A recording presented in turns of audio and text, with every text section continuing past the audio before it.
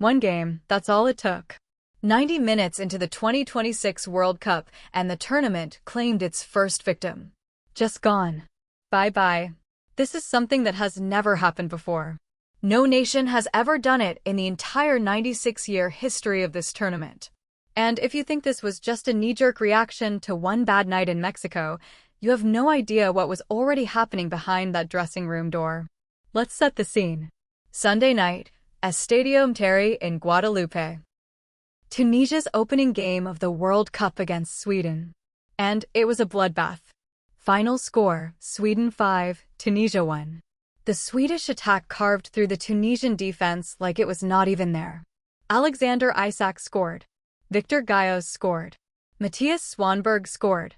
It was one of the most lopsided results in Tunisia's entire World Cup history.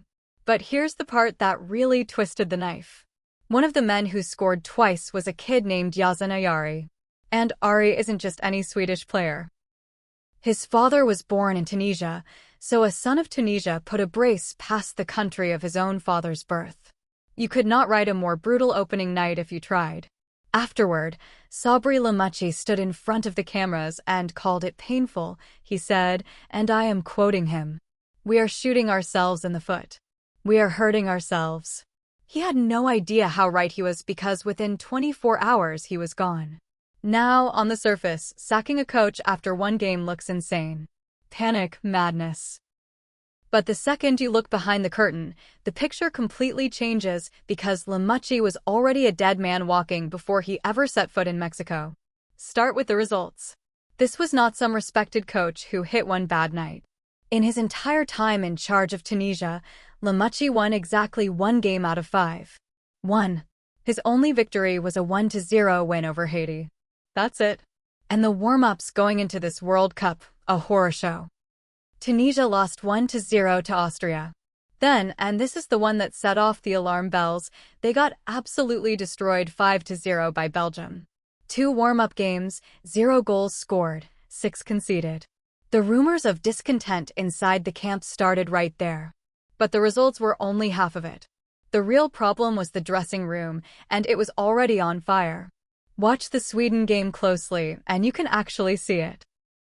In the 72nd minute, with Tunisia getting taken apart, Lamouchi subbed off his defender Yen Valeri. And Valeri did not hide it. He walked off visibly furious at his own coach on live television for the whole world to see. When your own players are openly seething at you in the middle of a World Cup match, the relationship is already dead. And then there's the detail that really tells you how far gone this was. According to reports out of the camp, Lamouchi brought his own son into Tunisia's training base during their World Cup preparations. Music, the federation was not happy.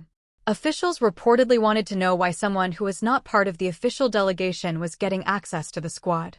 And they asked Lamouchi to explain himself. Think about that.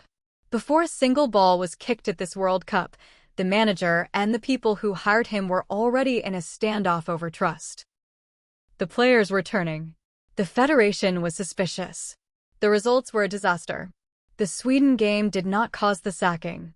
It was just the match that lit the fuse on a bomb that was already ticking. Here's where it gets even crazier. Because Lamouchi just walked straight into the World Cup record books for all the wrong reasons. In the entire history of the World Cup, no manager had ever been sacked after just one game of a tournament.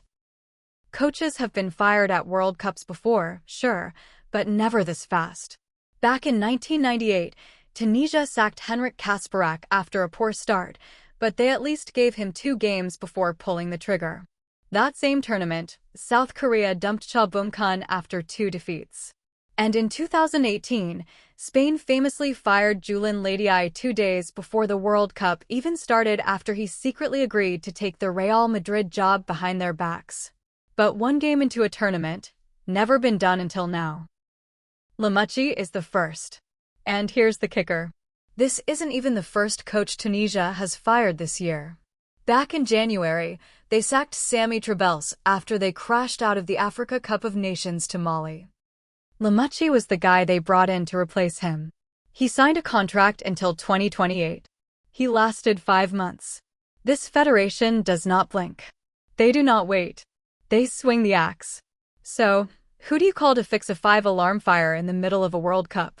Tunisia went and got one of the most fascinating characters in world football, Hervé Renard. If you do not know the name, you know the look. Renard is the silver-haired Frenchman famous for prowling the touchline in a crisp white shirt. He is making history of his own because this is now his third straight World Cup with a third different country. Morocco in 2018, Saudi Arabia in 2022, Tunisia in 2026. It is that Saudi Arabia run that should make you sit up. In 2022, Renard's Saudi Arabia side pulled off one of the biggest shocks in World Cup history. He beat Lionel Messi's Argentina, the eventual champions, in their opening game. So, if anyone on this planet knows how to walk into chaos and conjure a miracle out of nothing, it is him. He is flying into Terry to take over a wounded squad with basically no time to prepare. Wabi Khazri, the former Sunderland player who was Lamucci's assistant, is staying on board with Renard. The problem, Tunisia's group is brutal. Up next is Japan, then the Netherlands. So, Renard has to stop the bleeding immediately against two of the best teams in the tournament with a dressing room that just got its coach fired. Good luck. Now, I want to hear from you. Was this a brave, ruthless decision, or did Tunisia just press the panic button and torch their entire tournament before it even started? Did the players force him out? Drop your verdict in the comments and subscribe, because we are 5 days into this World Cup and it is already eating coaches alive. And trust me, this will not be the last one. I'll see you in the next one.